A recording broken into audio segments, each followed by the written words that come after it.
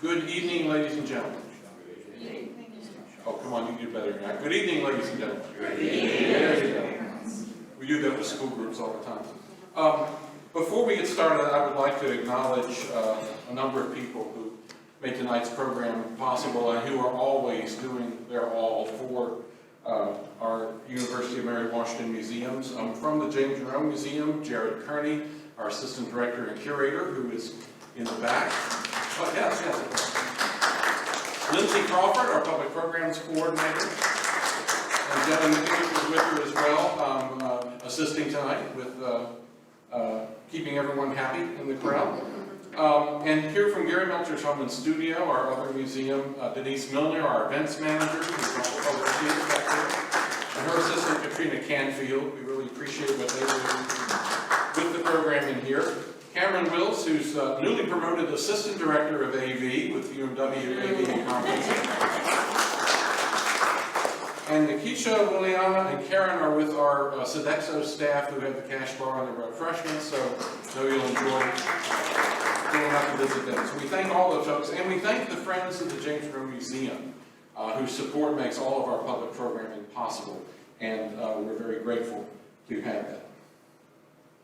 Our program this evening combines history and music to illuminate the legacy of a man who is not nearly as well known today as he was in his own time. A man who at an early age, dedicated his life to public service and maintained that dedication over a career spanning 5 decades. We begin with introductions. Heidi Stello was born in Augsburg, Germany, to a military family and has resided in Virginia for the last 30 years. She holds a BA in Historic Preservation from Mary Washington College, and her association with the papers of James Monroe began in the year 2000 as a student aide. During the 2 decades since, she progressed to research assistant, editorial assistant, and assistant editor before becoming associate editor of the papers of James Monroe in 2022. In that same year, she became the archivist of the James Monroe Museum, following many years as a museum guide, and as evidenced by her dress this evening, her portrayal of First Lady Elizabeth Monroe. Now, Heidi is not portraying Mrs. Monroe tonight in character, but you do see how wonderfully she conveys the look of the First Lady. Our James Monroe J. Harrison is stuck with his day job in Washington at the National Museum of the American Indian and couldn't join us tonight, unfortunately. Also, I should say that Heidi is a gifted musician, specializing in the harp and the piano, and it's her combined skills in history and in music that, in large part, were a large part of the inspiration for the program you'll hear this evening. Scott Harris.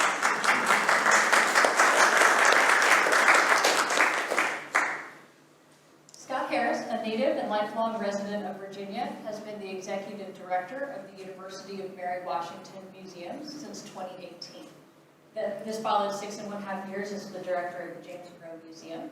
Scott worked previously at the Newmarket Battlefield State Historical Park, the Manassas, Virginia Museum System, the Association for the Preservation of Virginia Antiquities, and the Colonial Williamsburg Foundation. Scott received his BA with honors in History and Historic Preservation, also from Mary Washington College, and an MA in History and Museum Administration from the College of William and Mary. He is a past president of the Virginia Association of Museums and a peer reviewer for the assessment and accreditation programs of the American Alliances of Museums. He has authored several articles in White House History Quarterly, the Journal of the White House Historical Association, and is one of the quarterly's editorial advisors.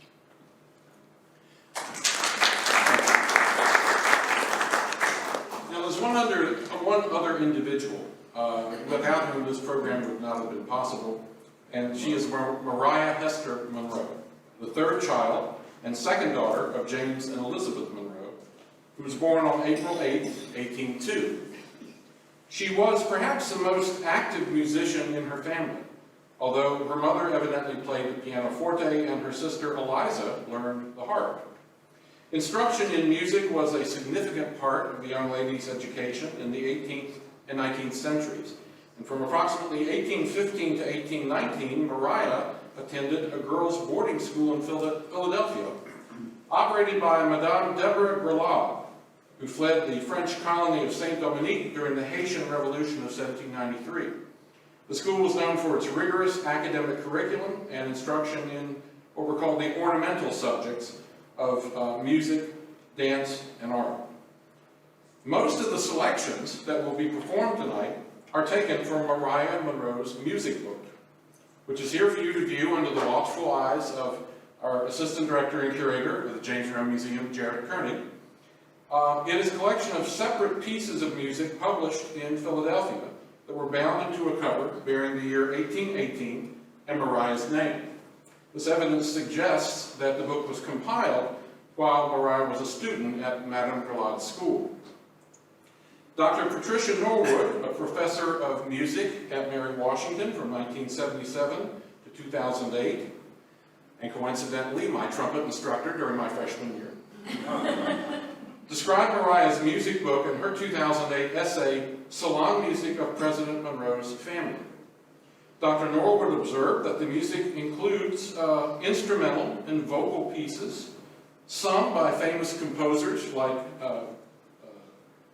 Muzio Clementi and Wolfgang Amadeus Mozart, and others by, in her words, prominent performer-composers of circa 1800 whose stature did not outlive them. In music, a theme and variations are a basic melody followed by any number of repetitions, each remaining faithful to the original melody, but possessing uniquely different expressions. Our first selection from Mariah's music book demonstrates how that theme and variation work. Jean-Théodore Latour was a French pianist and composer who became official pianist to the Prince Regent of Great Britain, later King George IV. What I'll play for you now is Latour's favorite air with 6 variations for the pianoforte, published in 1817.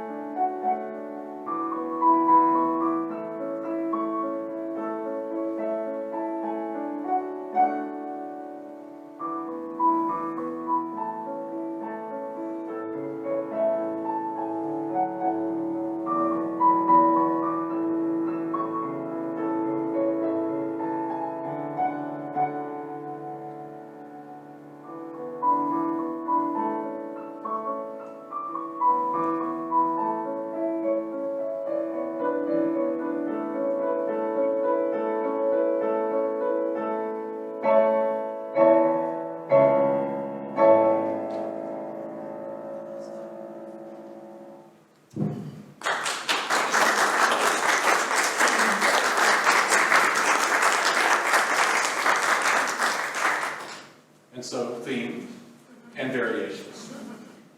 The theme of James Monroe's life was public service, first expressed in the symphony of philosophy, politics, and war known as the American Revolution. Thus, our first variation on that theme is called Revolutionary Warrior.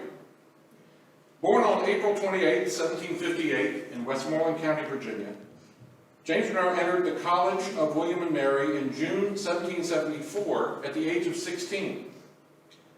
Public service was not his immediate concern, as he discovered that he was quite unprepared for some of the rigors of the curriculum, especially mathematics. In his words, "I made, therefore, a ridiculous figure." Anxiety about his academic performance soon faded, as young James had arrived in Williamsburg just in time to get caught up in revolutionary fervor.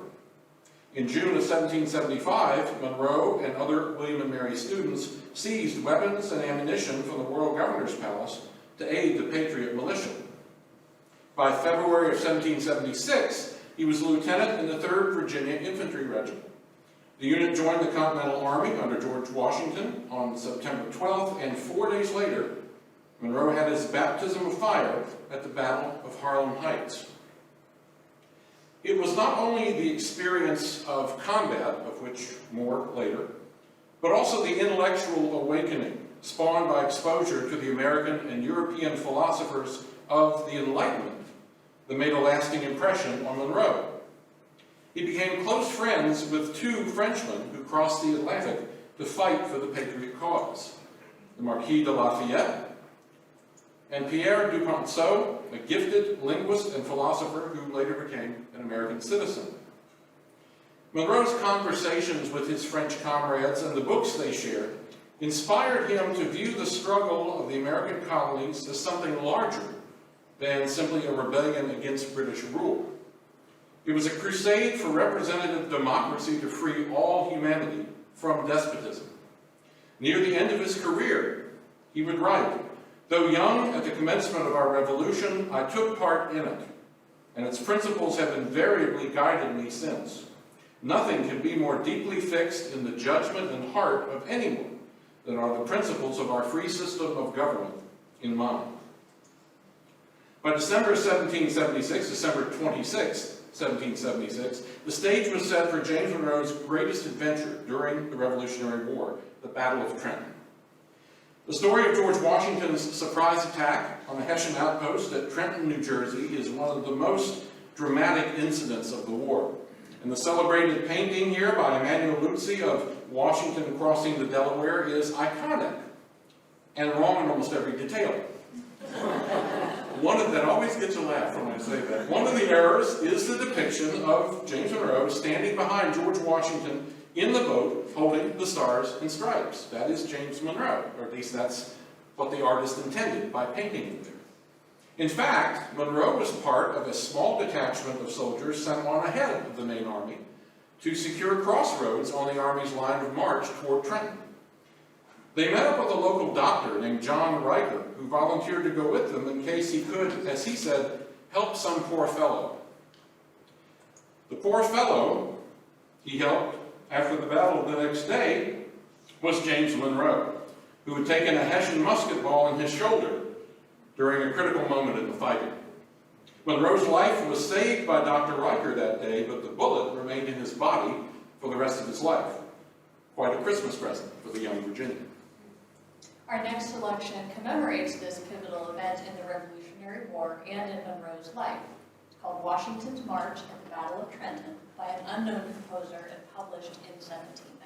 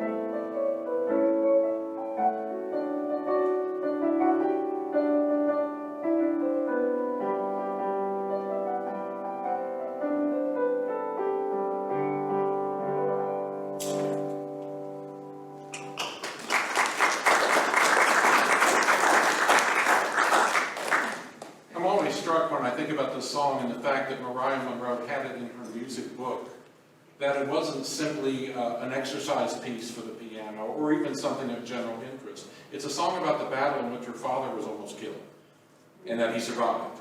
And she caught the significance as a teenager, as an early teenager.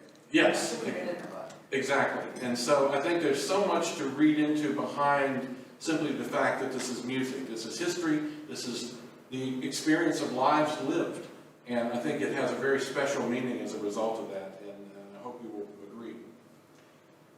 Variation 2 on the theme of James Monroe's public service is called A Diplomat Abroad. After the Revolutionary War, James Monroe became a lawyer, married and started a family, settled down right here in Fredericksburg for a while, and held a progression of legislative offices at the local, state, and federal level. In 1793, while serving as a United States Senator from Virginia, he was appointed Minister to France by his old commander, President George Washington. The times were turbulent at home and abroad. The Federalist Party, led by Treasury Secretary Alexander Hamilton, I assume you've heard of him, favored a strong central government and closer diplomatic and economic ties with Great Britain. Opposing them were the Republicans. No, that's not Abraham Lincoln. Later Republicans. These are the Democratic Republicans led by Monroe's mentor and friend Thomas Jefferson. And they were committed to retaining substantial power for the states and the cherished alliance with France that had secured American independence. Monroe's first diplomatic mission, in which he championed the Franco-American alliance, ran afoul of the struggle between the Federalists and the Republicans back in the United States. The Washington administration signed the Jay Treaty with Britain, hopelessly undermining Monroe's credibility with the French. Recalled in 1796 by his government, Monroe came home with a burning desire to vindicate his damaged reputation. He published a lengthy, and I mean lengthy, and passionate pamphlet defending his conduct that caused a permanent estrangement of George Washington. When the title runs all the way down the front page, you know it's going to be good. Now, proving that he could give it as well as take it, George Washington, unlike Thomas Jefferson, George Washington didn't tend to write a lot in the margins of his books. Jefferson did it all the time. Washington, not so much, except for his copy of Monroe's pamphlet. This is just one open part of the book. It's filled with comments that can best be described as catty. And if you ever have the chance to read it, it's like trading comment for comment, insult for insult. Monroe returned to France in 1803, sent this time by President Thomas Jefferson, and the mission was to help fellow diplomat Robert Livingston close a deal with the French to buy the port of New Orleans for $10 million. Instead, the American ministers were offered the entire Louisiana territory for $15 million. The deal was done, and the size of the United States was doubled for pennies an acre. The catalyst for this extraordinary development was Napoleon Bonaparte. Rising from an artillery commander during the French Revolution to ultimate power in Europe by the beginning of the 19th century, Napoleon traded away Louisiana to finance his further military adventures on the continent. James Monroe and his wife, Elizabeth, attended Napoleon's coronation as Emperor of the French on December 2nd, 1804. If I could offer a sidebar comment, my gown is modeled after the museum's extant copy of Elizabeth Monroe's gown that she wore to the coronation, a very classic style that extended even into the White House days. Our next selection, musical selection, is Bonaparte's Coronation March. The origins and composer of this tune are unknown, but it is often included in collections of traditional Irish folk music. Napoleon's conflict with Great Britain inspired much support in Ireland, and more than a few songs, including his Coronation March.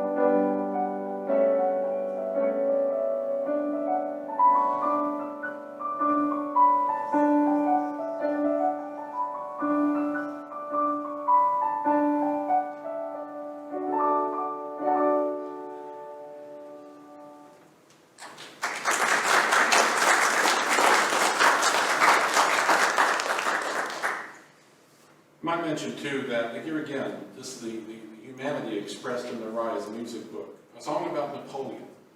Yes, he was a big deal at the time. Yes, he was current events. He was also someone she'd met. And that her sister, Eliza, went to school with Napoleon's daughter. And they were so close that Eliza would name her own daughter, Hortensia, after Hortense de Barnay. So here again, it's an intersection of history and also actual events going on that this music expresses. And it's a wonderful resource for us to have.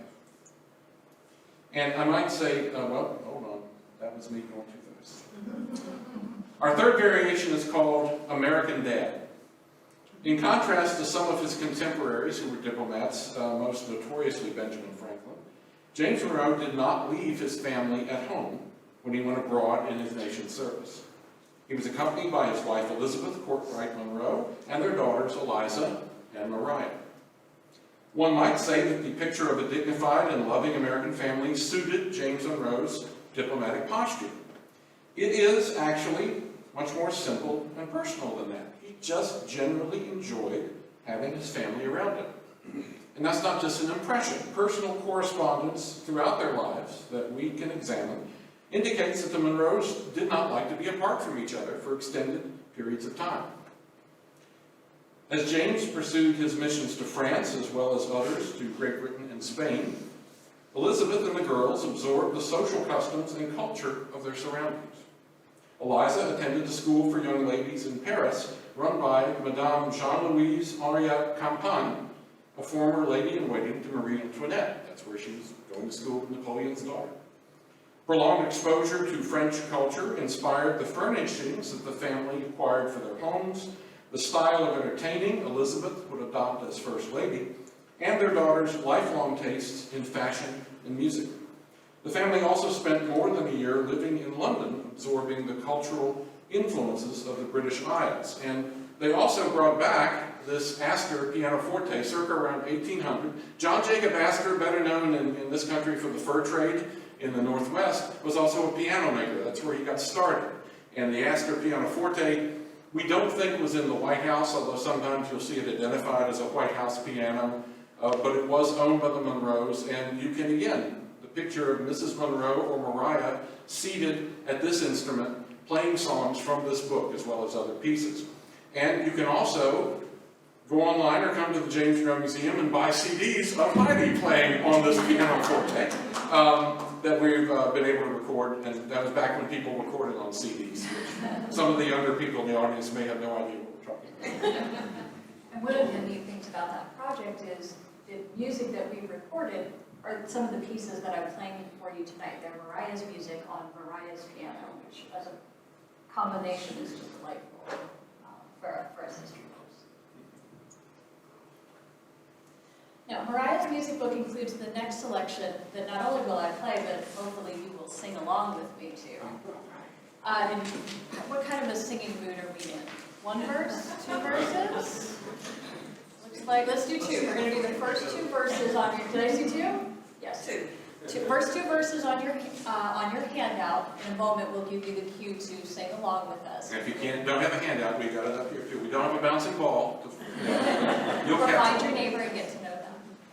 But I wanted you to have all of the lyrics because it's a conversation back and forth between a couple, and there's nuance to it that I will allow you to extrapolate on your own. It's a playful, spontaneous courtship that ultimately results in marriage. The tune is possibly of English or Irish origin and was popular on both sides of the Atlantic for much of the 19th century. Opinions of its meaning range, as I alluded to, from innocent young love to prostitution. Since Mariah was universally regarded as a virtuous young lady, we will assume that she appreciated it for the former interpretation and not the latter. The author and editor William Cullen Bryant, writing in 1821, adopted a sarcastic tone in describing the mania created by Blue-Eyed Mary among the young people of his society. Now, there are a vast many people in the world who are mightily in love with what is beautiful and elegant, and a very few who are disgusted with nonsense. Accordingly, our new song being sung by a pretty girl with a good voice became all the rage, was admired and encored, and the young ladies were all dissolved in ecstasy. Beautiful, charming, affecting, exquisite, etc., etc. I must have a copy. I must have the notes. I must learn the tune. How does the first line run? All was rapture and pathos and elegance. Parties were made for the purpose of singing Blue-Eyed Mary. It would have been a pity to disturb this delightful trance, and accordingly, they who knew how ridiculous it was said nothing. I guess every party has a Hoover. The irony. Brian's sister Sarah, to whom you wrote this Jeremiah, is a big fan of the song. We invite you to sing with us, with our apologies to William Cullen Bryant, Blue-Eyed Mary. I will play a short introduction, and then Scott will bring you in on the spot here. Yeah. Scott will bring you in. How to clear a room, nothing flat. Listen to me sing.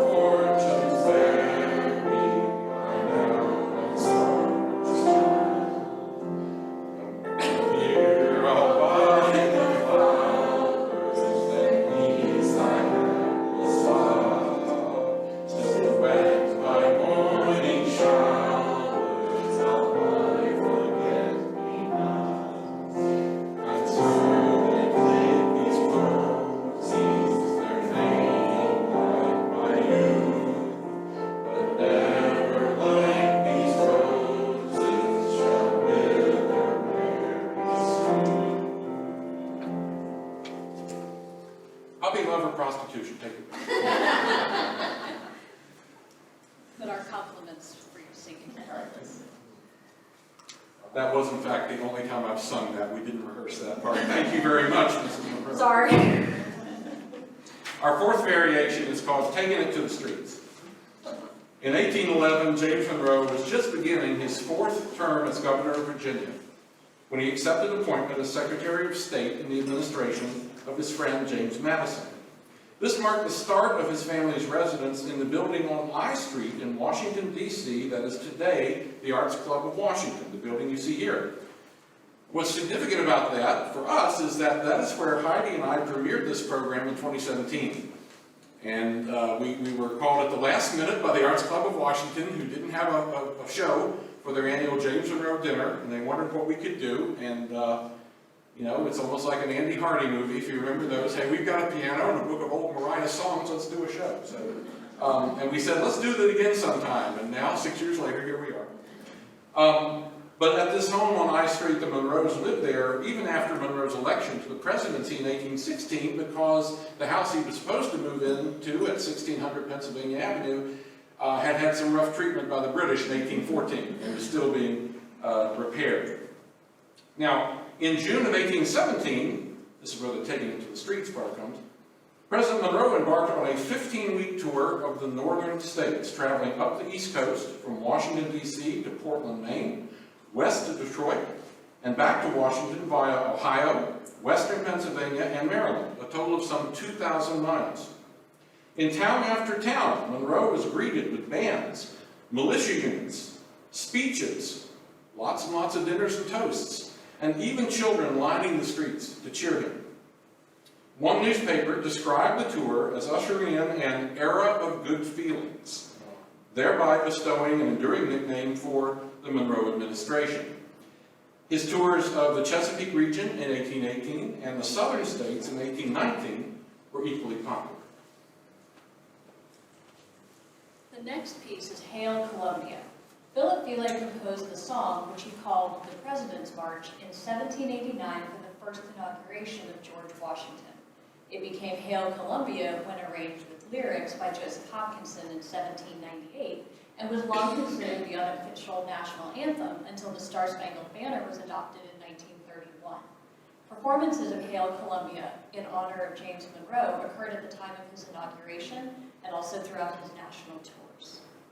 But you don't have to sing along.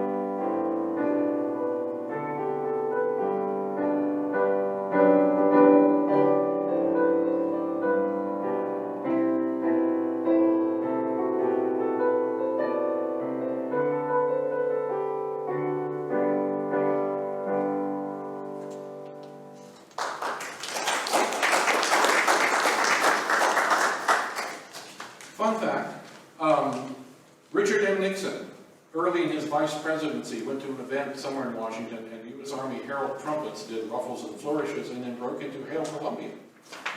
And Pat Nixon just thought that was wonderful, and they requested that it be played anytime that Vice President Nixon was greeting dignitaries.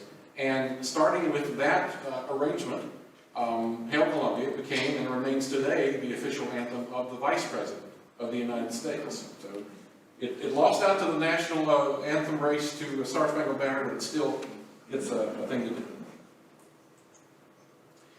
Our fifth variation is called House Music, Monroe Style. Once the president returned from his northern tour, his family settled into a White House that was still undergoing renovation. Monroe wanted to equip the mansion with, in his words, articles of the best kind. This included furniture, drapery, tableware, and floor coverings from skilled craftspeople, especially those of France. The Monroes are credited with establishing a sense of White House style that later administrations sought to emulate, most notably the redecorating efforts of First Lady Jacqueline Kennedy in the 1960s. European influences were also evident in the social practices Elizabeth Monroe brought to the presidential household. Despite her husband's Republican, everyman political philosophy, entertaining at the White House became more formal than in prior administrations. The first family hosted regular formal dinners for groups of 50 or more and received visitors at weekly drawing rooms, which were well attended by Washington society. Louisa Catherine Adams, the wife of Secretary of State John Quincy Adams, positively gushed over the appearance of Elizabeth Monroe at a drawing room in January 1818. She was dressed in white and gold, made in the highest style of fashion, and moved not like a queen, for that is an unpardonable word in this country, but like a goddess. Dancing has always been an important part of White House entertaining, and during the Monroe administration, which coincided with the Regency period in Great Britain, the waltz emerged as a favorite form. Mariah's music book contains several waltzes, one of which we will hear now. This is called Variations on the Stance Waltz for harp or pianoforte, and it dates to 1817. It was written by Peter K. Moran, a pianist and composer thought to be the first classical composer to emigrate from Ireland to the United States.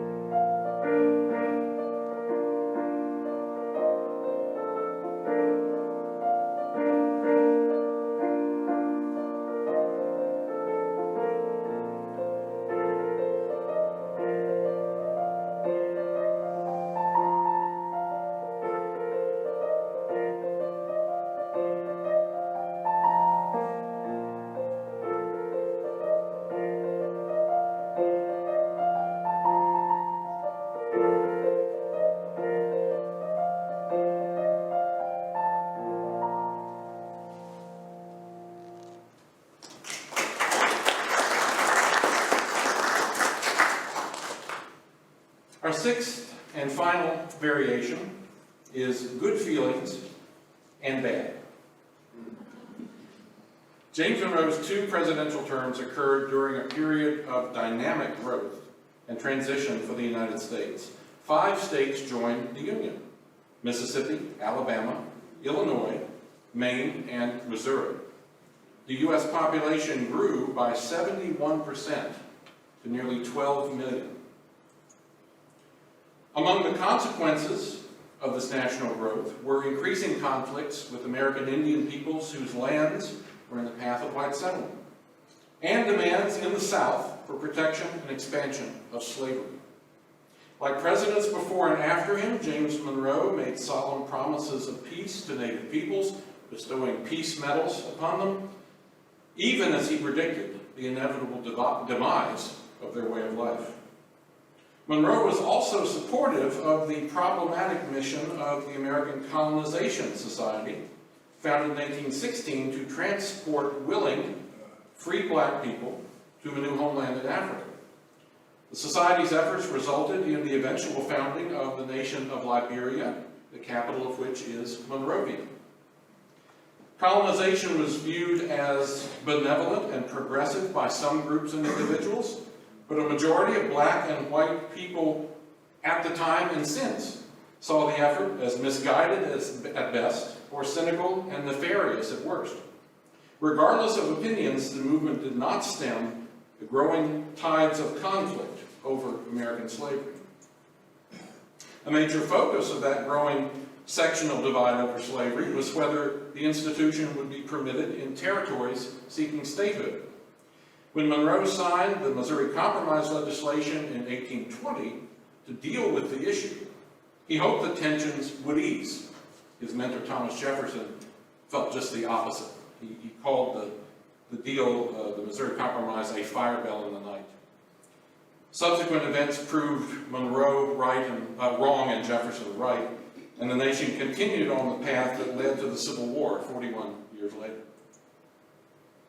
Monroe's administration fared somewhat better on the foreign policy front. Treaties were executed with Great Britain and Russia and Spain that led to the acquisition of Florida, a long dream of Monroe's in his career, and helped clarify the U.S. border with Canada.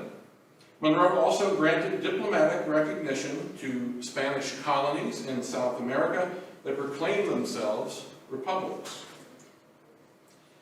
And in 1823, the president did some proclaiming of his own, stating in his annual message to Congress that the Western Hemisphere was henceforth closed to further European intervention. 200 years later, today, we know this statement as the Monroe Doctrine. James Monroe's beloved wife, Elizabeth, and his son-in-law, Eliza's husband, George Hay, died within days of each other in September 1830. Broken down in body and spirit, Monroe died at the New York home of his daughter, Maria Gouverneur, on July 4th, 1831, 5 years to the day after Thomas Jefferson and John Adams. His Secretary of State, Adams' son John Quincy Adams, who was also Monroe's presidential successor, eulogized him as a warrior to bleed, a statesman to counsel, a chief to direct and govern. In 1858, Monroe's remains were interred in an ornate Gothic cast-iron tomb in Richmond's Hollywood Cemetery. We conclude this program, James Monroe, Theme and Variations, with the President's own words contained in his final annual message to Congress on December 7, 1824. They are a fitting benediction for a man whose theme of public service was composed in his youth and experienced many variations in his life. The passage will then be followed by President Monroe's March for pianoforte, composed in 1817 by German-born violinist and composer Charles Friedrich. I cannot conclude this communication, the last of the kind which I shall have to make, without recollecting with great sensibility and heartfelt gratitude the many instances of the public confidence and the generous support which I have received from my fellow citizens in the various trusts with which I have been honored. Having commenced my service in early youth and continued it since with few and short intervals, I have witnessed the great difficulties to which our union has been exposed and admired the virtue and intelligence with which they have been surmounted. From the present prosperous and happy state, I derive a gratification which I cannot express. That these blessings may be preserved and perpetuated will be the object of my fervent and unceasing prayers to the Supreme Ruler of the universe.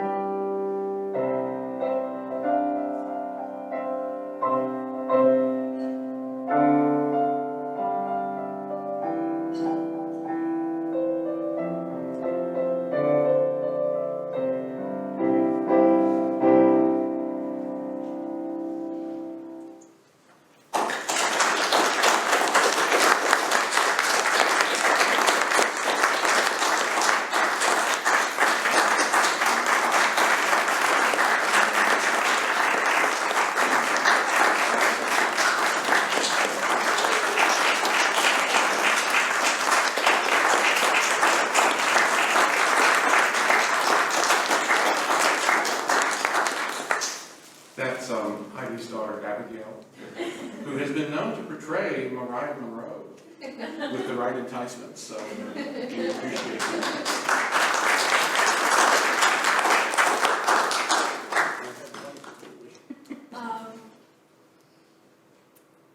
Okay, we do not. Actually, no, I do have. Okay, we do have an encore. Yes. This is the unrehearsed part. This is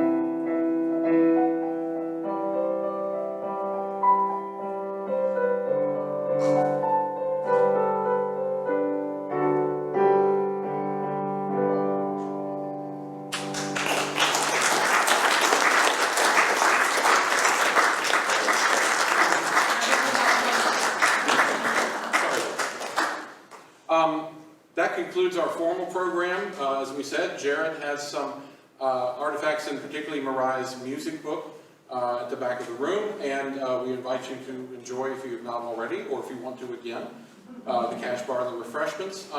And if there are questions, we're prepared to maybe try to answer any. Don't feel compelled.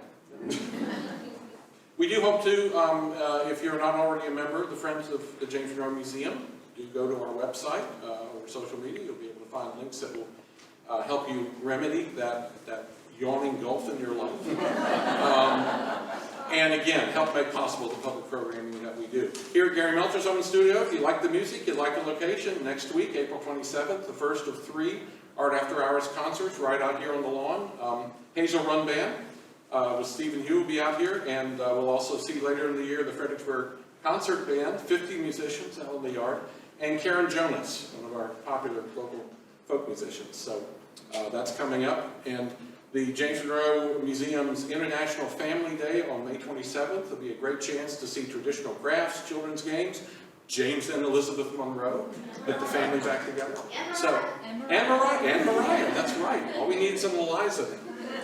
Although she was a little difficult. She ran in, so we don't do that. But do thank you. We thank you for coming out. Do be careful going home, and really, thanks for your support. Thank you.